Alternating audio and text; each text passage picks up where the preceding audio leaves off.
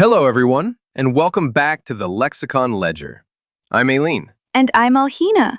It's so good to see you all again. So, before we start, how are you today, Alhena? I'm good.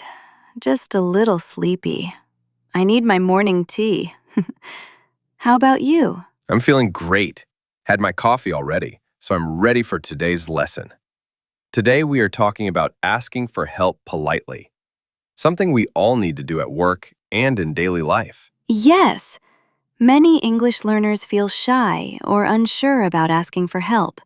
But today, we'll show you simple, polite phrases you can use anywhere. If you're enjoying this episode so far, please take 1 second and click the like button. And don't forget to subscribe so you never miss new episodes. Share this with a friend who is learning English. It really helps our community grow. Okay, let's start with a question. Alhena, imagine you're at work and you don't understand something. What do you usually do? Usually I try first, but if I'm stuck, I ask a coworker.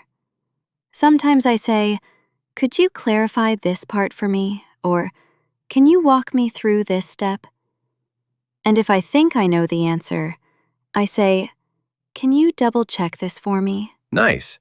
And when you say stuck, what do you mean? Oh, it means I can't continue. I don't know what to do next. Great explanation. And walk me through means explain step by step. Perfect. Now your turn, Aileen. How do you ask for help politely? I usually say, "Could you help me for a moment? Sorry to bother you, but could I ask a quick question? Would you mind explaining this part?" I love "sorry to bother you." It sounds very polite. Yes, it's great for workplace English. Today we learned some new phrases like stuck, clarify, walk me through, and double check. We want to hear from you. How do you ask for help in English? Write your example in the comments. We love reading your answers. Thank you so much for listening. Have a wonderful day, and see you in the next episode. Bye for now. Bye for now.